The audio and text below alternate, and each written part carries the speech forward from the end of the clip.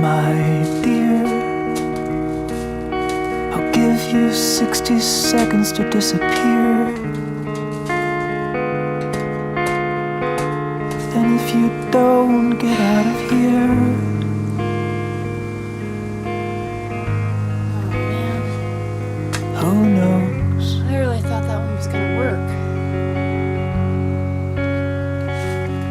'Cause I've been trying to find out if an angel bends or breaks.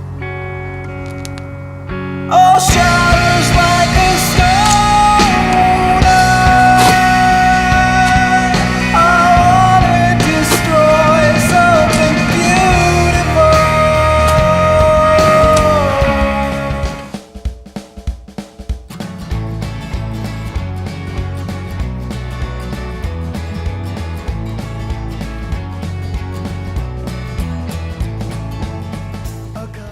What makes someone fall out of love with a story? Was it just a bad idea to begin with? Is it lack of commitment? Is it just two star-crossed ideas who are fated never to be realized in this world? Or could it be something a lot simpler? Hi guys, Amy Sharp here. It's time for another day of creative writing. Now, when we talk about creative writing, something that usually springs to mind immediately is writing stories. What makes a story? Where do they come from? Do ideas just bubble out of your head and spring fully formed onto the page? Sometimes they do, but sometimes they need a little bit more help. And with understanding comes more tools and more abilities in your kit to make sure that you can tell the story that you want to. When it comes to not finishing stories, it's a little bit of an honesty check. Some of the feedback that I've received from my clients and students as to why they haven't been able to finish stories includes everything from running out of time to running out of enthusiasm. It just wasn't fun anymore, or they felt like they lost inspiration, which I can understand. But coming from a person who's got a whole bottom drawer graveyard full of ideas that I was sure were going somewhere, that at the time was very passionate about, sometimes those sticking blocks actually come more from not knowing enough about where your story was going in the first place. It's broken, but hopefully today we'll figure out how to fix it. To do that, we need to understand a little bit more about how the structure of story works to begin with. Now, when it comes to telling a story, it's important to understand that they too have architecture and structure, just like any house or any other building or structure or even art piece. Music has structure. Paintings have structure. Cars, computers, all of it has a certain amount of structure. What takes an idea from simply being a mass of parts and components is how you artistically arrange them. So that's where we get the creativity in creative writing. So let's talk about some of the more important elements when you're telling a story, right? We're going to boil it down to 4. Setting, character, plot, and conflict, right? These 4 are important for various elements. Right? When it comes to discussing story structure, we actually have a couple of models that we can look at to better figure out how the pieces fit together. One of these is called Freytag's plot pyramid. It's a good device to know about. It works kind of like this. Freytag's pyramid is a handy structure to understand because it helps give us a sort of paint-by-numbers, step-by-step organization to our plot and to our actions. The pyramid begins in exposition. This is your once upon a time in a kingdom maybe not so far away. Here, we are introduced to setting as well as your protagonist. This helps us establish a sense of what is normal. The sense of normalcy is important. After all, in a single moment, everything changes. This is your inciting incident, where suddenly your protagonist's world is turned upside down. From there, events and action escalates into the rising action and pursuit, normally of trying to get the world to return to the way it was before. Once your protagonist has adventured long enough or sought their goal long enough, we reach the climax. In the climax, everything comes to a head. Tension is finally built up enough that something has to give. The unmovable object encounters the irresistible force and something gives.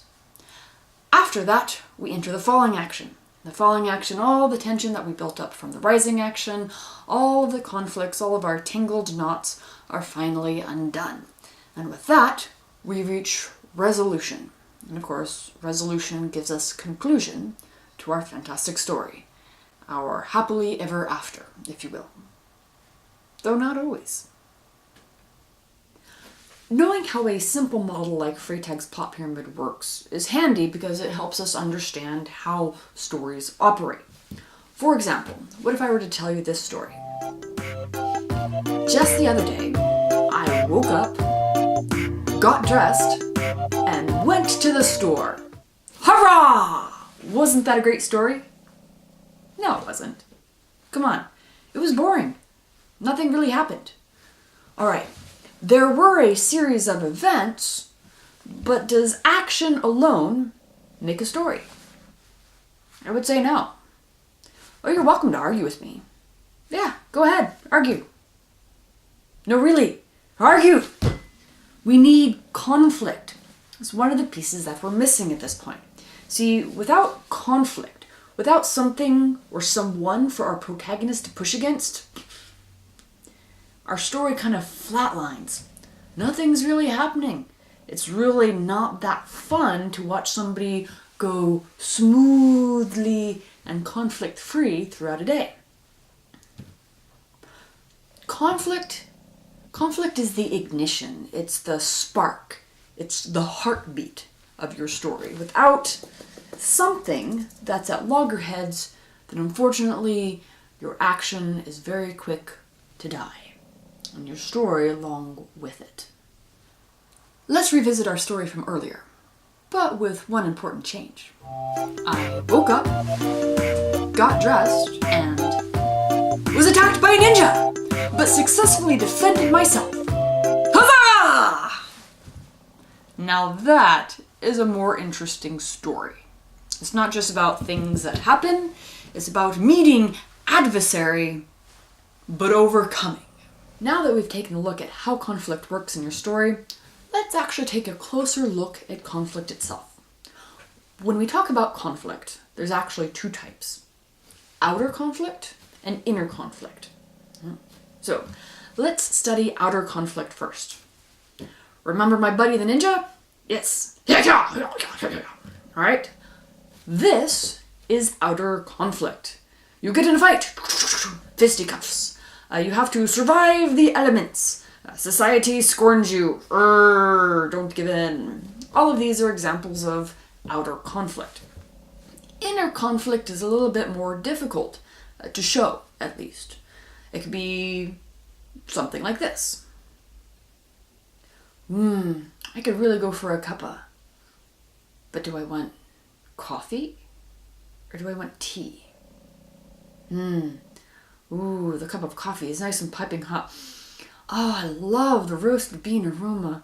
Oh, but the tea is just, it also smells really nice. This is a really excellent blend.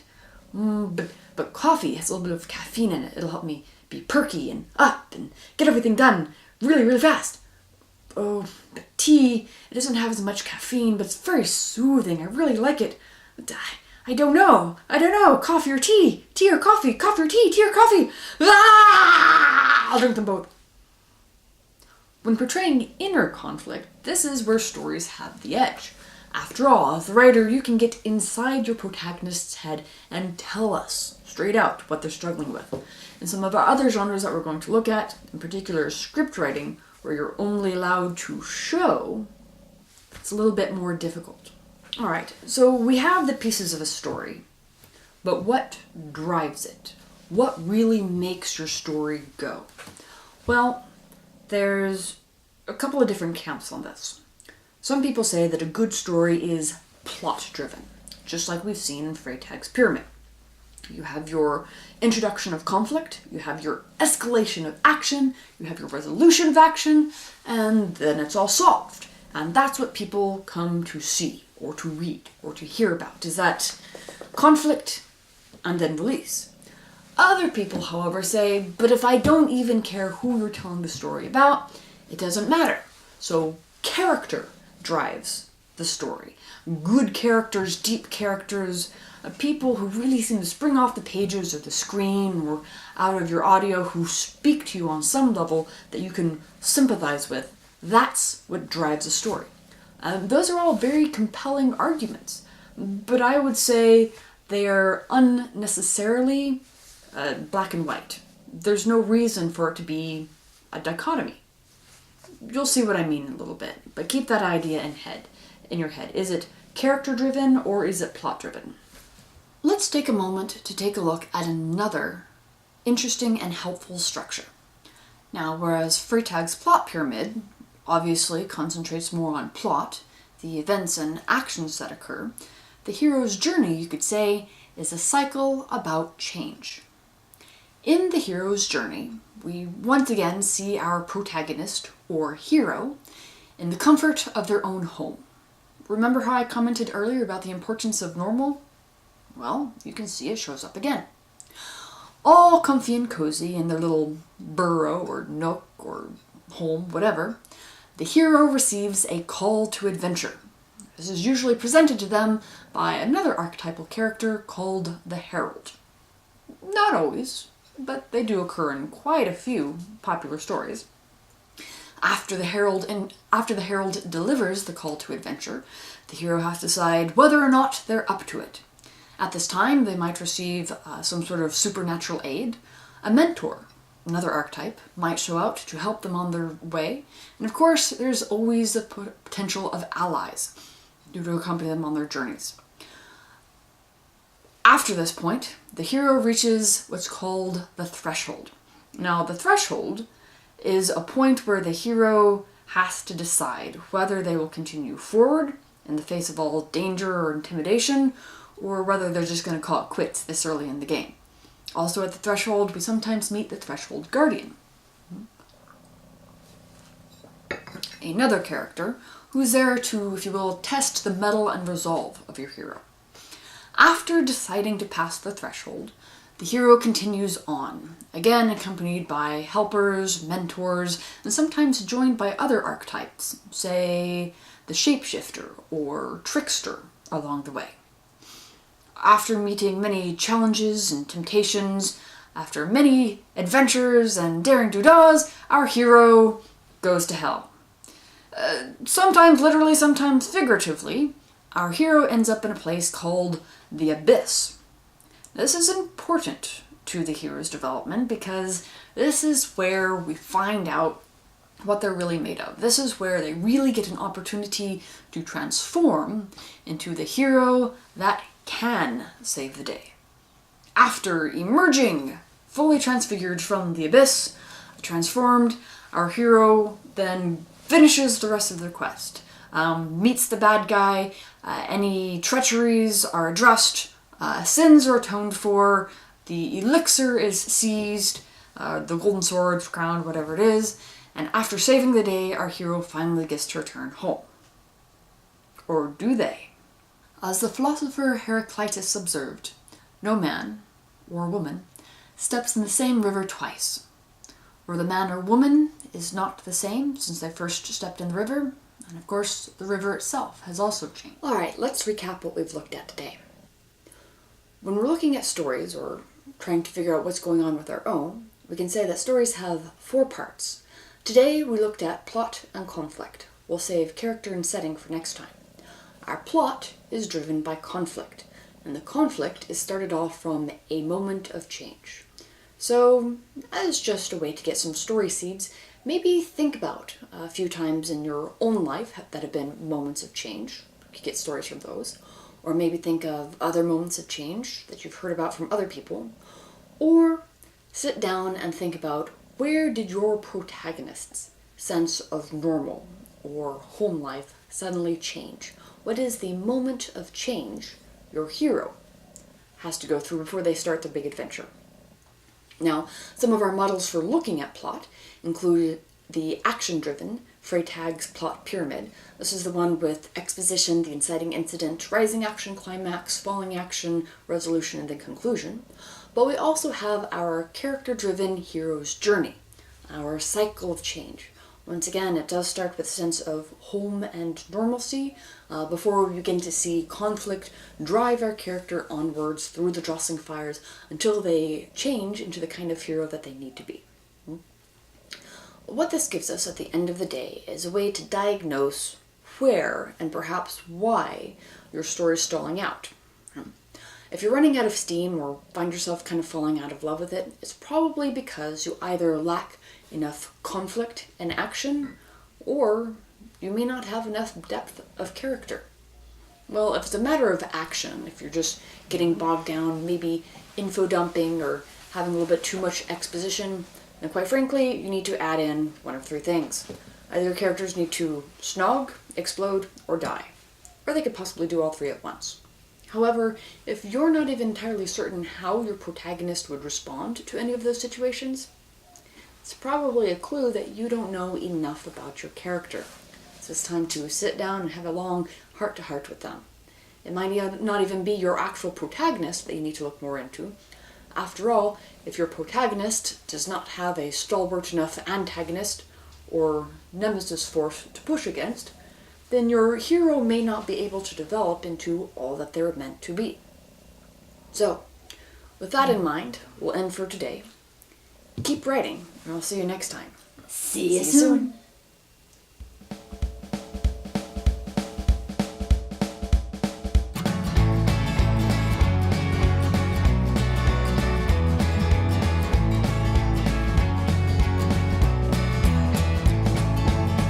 A cup of coffee in the morning, and I get the paper. get up. One I more, check one more, the one more. headlines and decide that I am bored. Change it. I to their check my expectations. email and After I that decide moment, to Jane can have answer the later. rising, the Another rising cup action. of coffee and I drag myself to work. Snappy. My life is grounded in a firm routine of coffee, sleep, and work. I am not boring, I just stick to what I know. 3, 2. Alright, let's recap what we've looked at today. When talking about stories, I'm we're sitting taking a there look at at work we can and I identify a realized story I in 4 forgot parts. to wake up. Plot and I can't character be we looked at today. productive when I'm dreaming about a sheep. And get myself another cup of coffee. I get downstairs and then I spill it on the floor. My life is grounded in a firm routine of coffee, sleep, and work. I am not boring, I just stick to what I know. What was that? Your hair came off.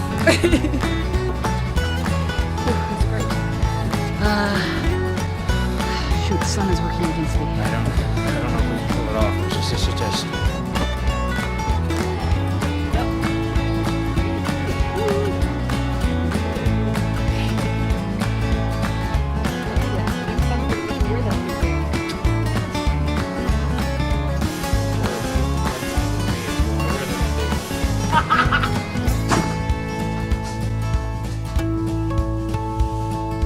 Rockabye baby on the treetop. You kidding me? Lunch hours over and I can stay up. I've got to drink coffee, but that's a mistake. I best switch to decaf or I'll stay awake. My life is grounded in a firm routine of coffee, sleep, and work. I am not boring, I just stick to what I know. Oh, I am not boring, I just stick to what I know. I am not boring, I just stick to what I know. I stick to what I know. I stick to what